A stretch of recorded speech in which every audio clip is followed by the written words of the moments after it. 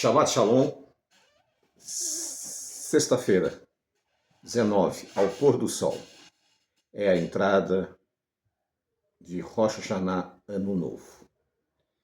Talvez alguém de vocês, ou quem vai assistir esse vídeo, possa perguntar, mas não é no meio do ano, não é em setembro? Não, não é em setembro. Nós, quando tivemos o chamado para falar do amor do Eterno, nós oramos ao Senhor e nós pedimos que Ele nos mostrasse a verdade. Durante muitos anos, desde pequenininho, desde que eu nasci praticamente, eu frequentei uma igreja. Minha mãe, com costumes judaicos, procurou uma igreja que tivesse o sábado.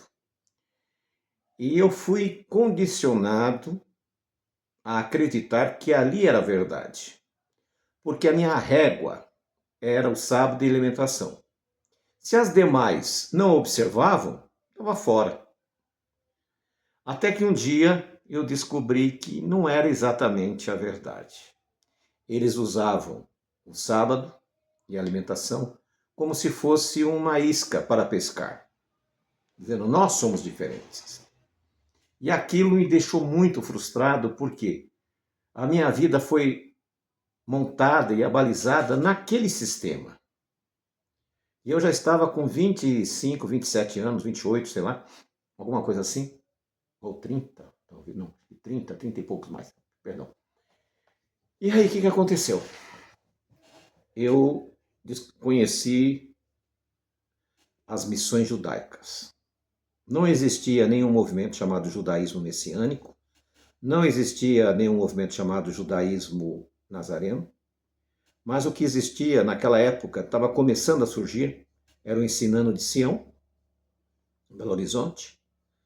Em São Paulo, a Beit Machia, do rabino Gilberto Branco. E a Sheolã, que na época era com o rabino Azulay Salzman. E ali eu conheci as minhas raízes hebraicas da fé. Mas eu sempre pedi a Deus que eu deveria procurar, sem cessar, a verdade plena. É aquele ditado, quando você é picado por cobra, né? Quando você vê uma mangueira na rua, você corre. Então nós temos que entender que a restauração é um processo. E é um processo muitas vezes doloroso. E às vezes esse processo também faz com que as pessoas acabem ficando no meio do caminho. Porque muitas pessoas chegam com vários propósitos e objetivos. E vários pensamentos. Porém, não é a nossa função julgar, ou condenar, ou apoiar nada. A nossa função é seguir em frente. Um comandante de um exército, ele não pode ficar preocupado com os soldados que vão ficando para trás. Ele tem que ficar preocupado em avançar e manter os que estão vivos, vivos. No mundo espiritual não é diferente. Nós temos que nos preocupar com os irmãos que estão vivos espirituais. Muitos irmãos já estão aí adormecidos, infelizmente. São coisas que isso acontece. E agora, uma das coisas que me chamou muita atenção, porque quando eu vou ler a Bíblia, eu gosto de entender o texto, analisar o texto. Eu não leio apenas textos pinçados, né? Tem aquela caixinha de promessa que as pessoas gostam de tirar uma palavra. Eu não acho que seria conveniente, eu queria entender o porquê daquela palavra. Eu, dentro da minha incessante busca, eu fazia a seguinte pergunta: por que eu tenho que celebrar o Ano Novo no meio do ano? Porque nós estamos no 7º mês. Se é o 7º mês, eu não estou entendendo, tem alguma coisa errada aqui. Mas como eu estava chegando, falei, eu vou entender isso. Aí alguém chegou aí para mim e disse, não, é que existe 4 anos, 4 inícios de ano novo. Falei, agora piorou. Já o Ano Novo cristão já começa no mês errado. Porque se nós considerarmos, vamos pegar os últimos meses do ano. Outubro, 8. Novembro, começa com 9. Dezembro, 10. Então deveria ser o primeiro mês, que é chamado janeiro, e fevereiro, que não tem nada a ver os nomes. Então o ano novo deveria começar no final de fevereiro. Mas não, começa no final do mês 10, está errado. Aí o judaísmo vai no 7º mês. Aí nós vamos pesquisando, nós descobrimos que na Babilônia, nesse 7º mês, se celebrava uma festa chamada Aquito. Alguma coisa assim, não sei bem a pronúncia. Mas está escrito Aquito, mas a pronúncia eu não sei se é essa. E aí o que acontece? O que é essa festa? Era uma festa a uma divindade pagã chamado Marduk. E ele havia vencido a deusa das águas, Tiamat. Quem que é Tiamat? Tiamat é a mesma Iemanjá, né, que aqui no Brasil e na África eles celebram como a deusa das águas. E esse Marduk havia vencido essa entidade maligna, chamada Tiamat, e no 7º mês eles faziam uma grande celebração. Os judeus, na sua maioria, nasceram lá na Babilônia, depois que foram levados para o exílio. Daqueles que foram levados de Judá para a Babilônia, a maioria morreu, porque eles ficaram 70 anos. Se foram levados, por exemplo, Daniel e seus amigos tinham 15 anos. Então, no final dos 70, já estariam com 85 anos. Com a idade de 85 anos, eles não teriam condições de viajar de volta para Judá, a tal ponto que nenhum dos 4, Daniel e os outros 3, retornaram, por causa da idade. Lá em Ageu, nós vemos que aparece que aqueles mais antigos que ficaram na terra, porque nem todos foram levados. Quem foi levado para a Babilônia foram os ricos, foram os jovens e aqueles pessoas de meia idade forte para trabalhar. Então esses que foram levados, o que aconteceu? Eles, me perdoe que estou acabando aqui minha bateria, eu acabei esquecendo. Eles, o que eles fizeram?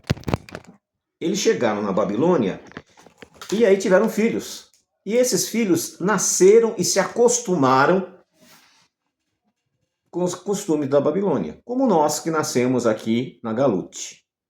Os nossos antepassados que chegaram aqui há 500 anos traziam ainda alguns resquícios da fé judaica, aqueles que são descendentes de judeus. Com o passar dos tempos, a maioria foi se esquecendo. O profeta Ezequiel, se me falha a memória, diz assim: andaram por vales e montanhas e esqueceram seu lugar de repouso. Perderam seus costumes. Como você nasce e as pessoas celebram o Ano Novo no dia 31 de dezembro, você nunca pensa que dezembro é 10 e não é 12. Primeira coisa. Quando as pessoas celebram a Páscoa com um coelho que bota ovo, você acostuma com o coelho que bota ovo. É natural. Vira uma rotina, todo mundo faz igual e as pessoas continuam. Os judeus que estavam na Babilônia, a mesma coisa. Quando eles retornaram para Judá, só retornou uma pequena parte. Segundo os historiadores, foram 50 mil que retornou, de mais de 1 milhão que estava lá. A maioria ficou. Só para vocês terem uma ideia, até hoje, ainda no Irã, tem cerca de uma comunidade judaica de em torno de 3 a 5 mil judeus. Talvez você pergunte, nossa, mas tem judeu lá. Não confunda judeu com israelense. O Irã está lutando contra os israelenses, não contra os judeus. São coisas diferentes. E aí o que acontece? Eles permaneceram até hoje, estão lá, há milhares de anos. Quando esses judeus voltaram, eles trouxeram muitos costumes, muitas práticas. E essas práticas foram sendo passadas de pai para filho. E aí, em Israel, havia 2 inícios de ano. O primeiro início de ano era no mês de Abib, que nós vamos ler agora na Bíblia. O segundo era no meio do ano. Os caraítas, a palavra caraíta é só escritura, solamente escritura. Eles não aceitam as leis, como se diz? Perdão. Os caraítas, eles não aceitam as tradições, Talmud, nada disso. E eles seguem o calendário lunar, como nós. Eles estão entrando no ano 6026, como nós. O judaísmo está no ano 5785 ou 86, alguma coisa assim. Já não sigo mais. E aí o que acontece? Dentro de Israel havia essas diferenças. E aí aquilo foi me chamando a atenção. E eu decidi então ir para as Escrituras Sagradas. E eu falei, eu quero entender a verdade. Não quero mais me enganar e nem tenho mais idade para me enganar. Existe um limite na vida que você pode errar, mas você não pode errar sempre. E ao abrir a Bíblia, lendo a Torá, eu percebi uma falha tremenda no estudo da Torá. Eles separaram a Torá em parashiotes, em porções. Aí todo sábado, né, é lido uma porção. E um dia estava lendo e as pessoas passam por cima de algumas coisas. E eu me deparei com Êxodo capítulo 12, no versículo 2, que eu tomo a liberdade de ler com vocês, quem quiser me acompanhar. Esse mesmo mês vos será o princípio dos meses. Esse vos será o primeiro dos meses do ano. Deus deu uma ordem para Moisés.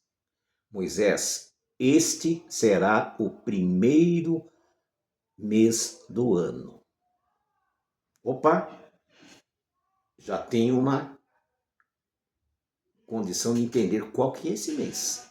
Na continuidade, falai a toda a congregação de Israel, dizendo, aos 10 deste mês, tome cada um para si um cordeiro. Opa, estou me lembrando lá da saída do Egito. Segundo as casas dos pais, um cordeiro para cada casa.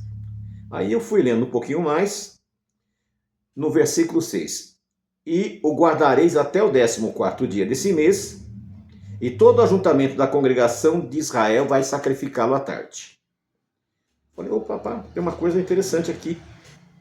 Ou seja, vocês já descobriram que esse mês é o mês do sacrifício de Pêssar e o mês dos pães sem fermento, pães ácimos.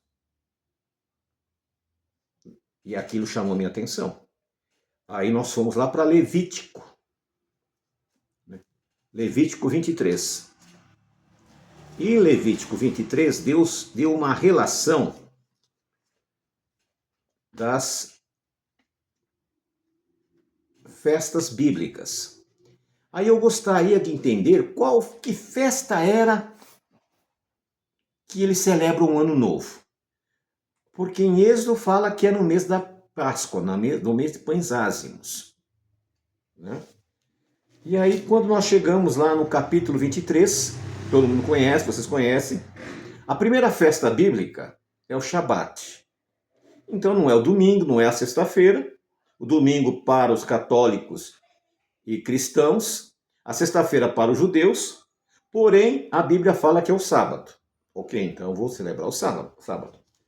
A segunda festa, está no capítulo 4, de 23, é a festa dos pães ázimos. Né? Depois nós temos a festa de Pentecostes. E aí você continua lendo, e de repente você vai se deparar com uma festa que é no 7º mês, no primeiro dia do 7º mês. Quando você chega lá, você fala, epa, tem uma coisa errada aqui, o que está acontecendo aqui? Então você volta, vai fazer a pesquisa, e você vai ver que a festa desse período, desse dia, é a festa das trombetas. A festa das trombetas, a não ser o Shabat, não tem muita orientação. A festa da expiação tem uma explicação. A festa dos pães ázimos tem uma explicação. A festa de Pentecostes tem uma explicação. Tabernáculos tem uma explicação. Agora, trombetas, diz assim, e esse será o primeiro dia do 7º mês. É um Shabat. Só isso. E aquilo chamou minha atenção. Mas peraí, aqui não está falando que é ano novo. Aqui está falando que é trombetas. E aí surgiu a outra pergunta. Por que então que os judeus não celebram mais? O que levou eles a mudarem de ideia com relação a esse mandamento? Aí eu cheguei a uma conclusão, que eu acredito que vocês vão chegar também, porque trombetas anunciavam os grandes eventos que ia acontecer em Israel. Entre eles, a chegada do Messias, a ressurreição e o estabelecimento do reino messiânico. Para ocultar esses eventos, foi criado então nesse dia, no primeiro dia do 7º mês, o Ano Novo. E é uma festa muito parecida com o Réveillon cristão. Nesse dia ninguém se lembra que trombetas anunciam a volta de Yeshua, porque eles não querem que as pessoas saibam. A mente está fechada. Porém, para nós que estamos em restauração, nós temos que saber que não é por aí o caminho. Se você vai restaurar, restaure por completo. Não faça meia sola. Não faça meia restauração. É difícil? É muito difícil. Mas não é impossível. E o importante é o começo da jornada. Porém, surgiu uma pergunta que me chamou a atenção. Mas por que essa mudança? Perdão. Não foi só os judeus do judaísmo que mudaram isso. Os cristãos também mudaram para o domingo. E nós temos os muçulmanos na sexta-feira. E eu fui atrás dos profetas para ver se tinha alguma coisa referente a isso. Se tinha alguma situação que apontava para isso. E ao abrir as profecias de Daniel, no capítulo 4, no versículo 25, olha o que diz. Um poder maligno, ou poderes malignos, falará contra Deus e perseguirá o povo do Deus Altíssimo. Então, esses poderes, eles iriam perseguir o povo do Deus Altíssimo. Procurará mudar a lei de Deus e os tempos das festas religiosas. E eu falei, opa, então quer dizer que haveria uma mudança nas datas das festas religiosas. Mas como assim? E ao pesquisar o site rabad.org, se você lá pegar os dias de festa, eles vão dar 2 dias para cada dia, porque eles não têm certeza. Aí veio o questionamento, porque até então eu não entendia nada de como começava o ano, como sabia que era o primeiro dia, não sabia nada disso. Mas a Bíblia já tinha me dito, está escrito na Torá. A Torá, ela não nos deixa enganados. Em Gênesis, olha só o que está escrito aqui, capítulo 1, versículo 14. Vocês percebam que nós estamos lendo as Escrituras Sagradas. Nós não estamos usando aqui nenhum sábio, os nossos sábios, eu acho que é isso. Não, nós estamos usando o que está escrito.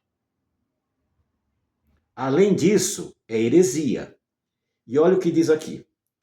Declarou Deus, haja luminares no firmamento do céu, a fim de separar o dia da noite e sirvam eles de sinais para definir as estações, os dias e os anos. Opa! Já descobri como que eu vou saber quando é o dia, quando é o ano, né? E as estações, já tem um parâmetro. Aí nós fomos, desculpe que eu tive que pegar algumas bíblias, por quê? Por causa das traduções. Aquela que eu estava lendo é a Torá da King James. Aí nós fomos lá para Salmos 104, 19. Olha que o salmista disse: designou a lua para as estações. Então a lua serve para marcar as estações. Ok, muito bem. Se a lua serve para marcar as estações,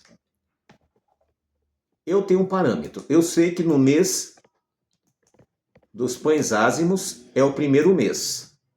E eu sei que a lua nova marca o início do ano. Então aqui nós fechamos a equação. Quando surgir a lua nova e for o mês dos pães ázimos,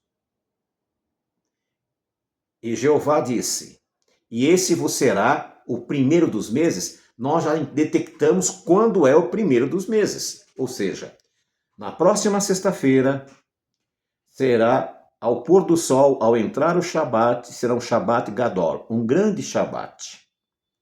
Será o primeiro dia do ano 6026. Existe um outro mistério que eu vou apenas colocar para vocês, não posso afirmar, não posso dizer nada.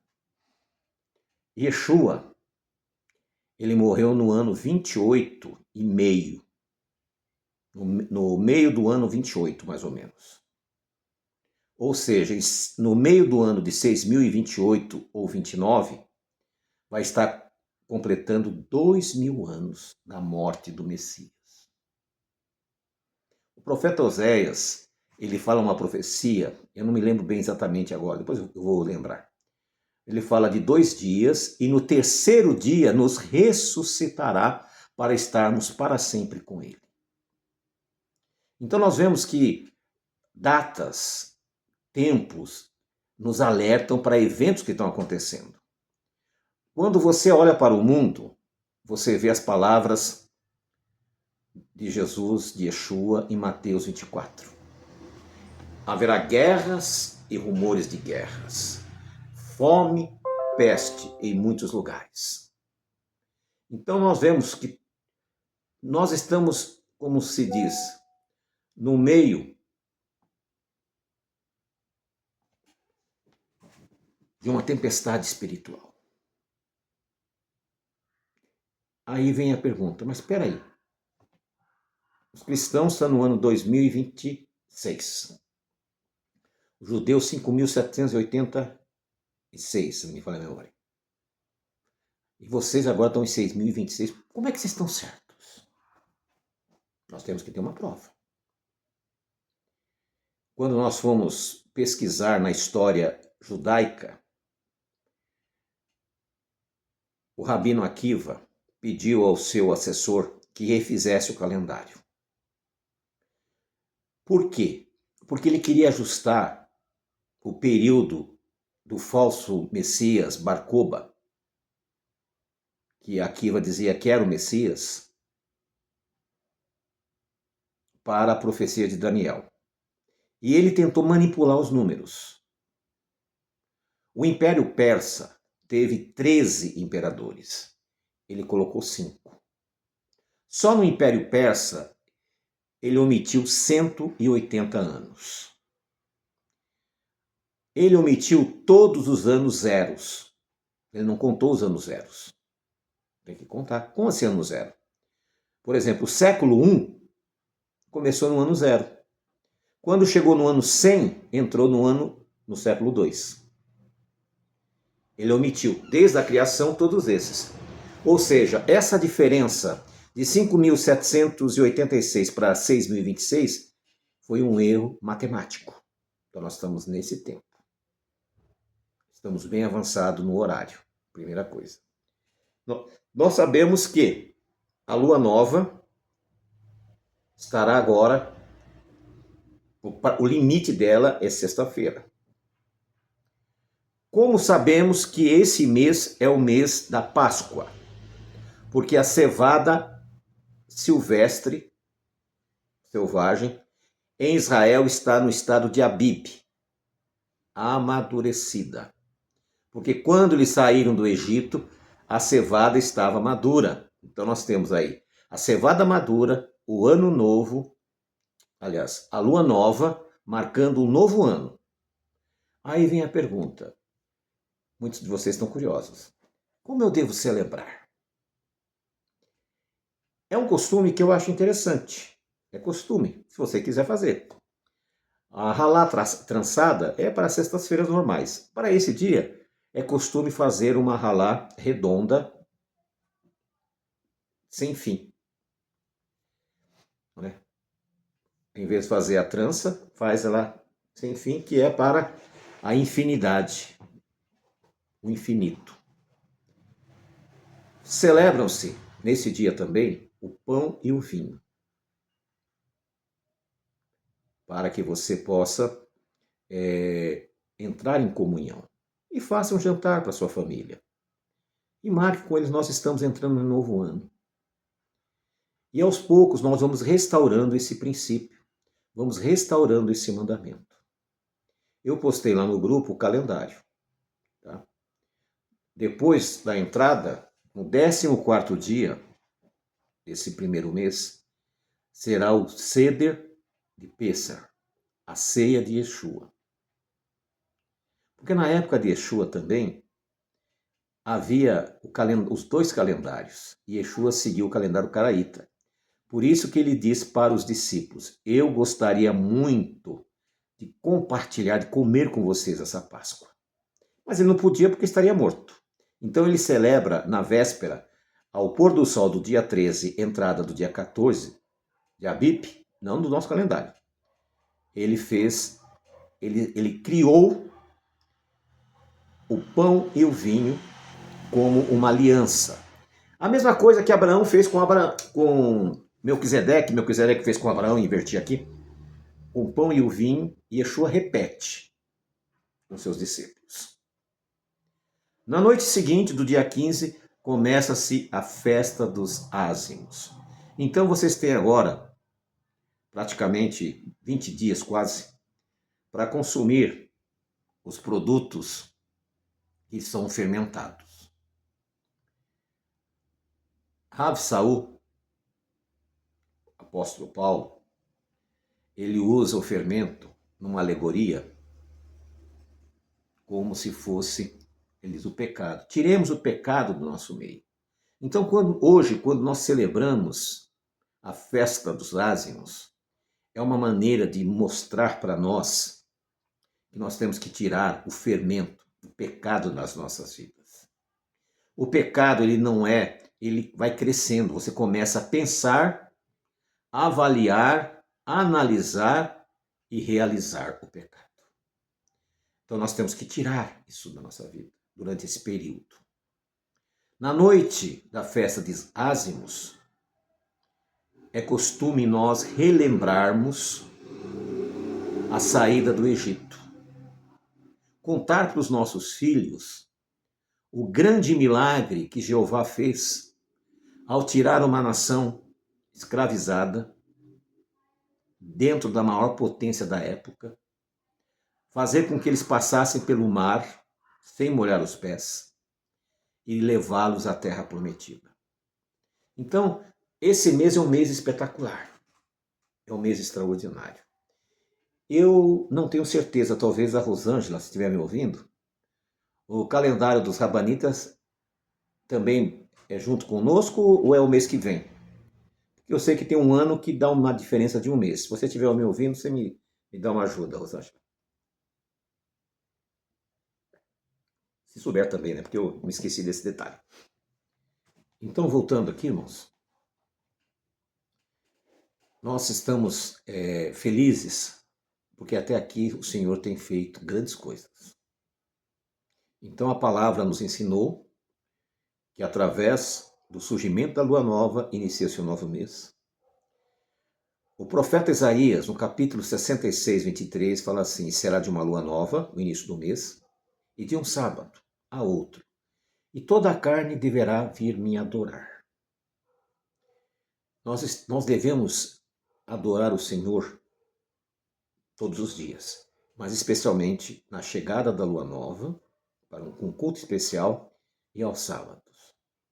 Eu sei que para muitos existe uma dificuldade muito grande com relação a observar o Shabat.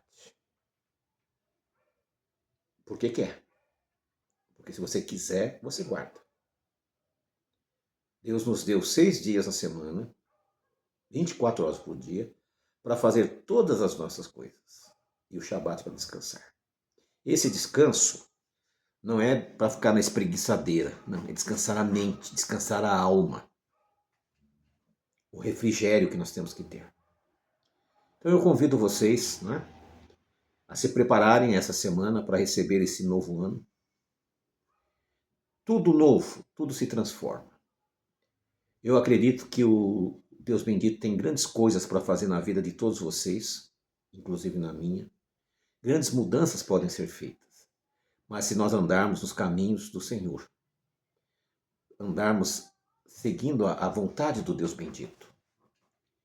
Então, nós vamos, todo recomeço é bom, porque a gente olha para trás, vê o que nós fizemos e olhamos para frente e avançamos. Se vocês tiverem dúvidas de como celebrar a festa, as datas exatas, pode entrar em contato conosco, vamos estar lá à disposição. O calendário está lá no grupo. É que como as pessoas vão colocando as mensagens, vai subindo, mas está lá. Então cada um pega o calendário, ali tem as datas. O Ano Novo, a festa de Páscoa, Ázimos e o último dia. Seria interessante vocês terem isso em mente, se organizar para isso.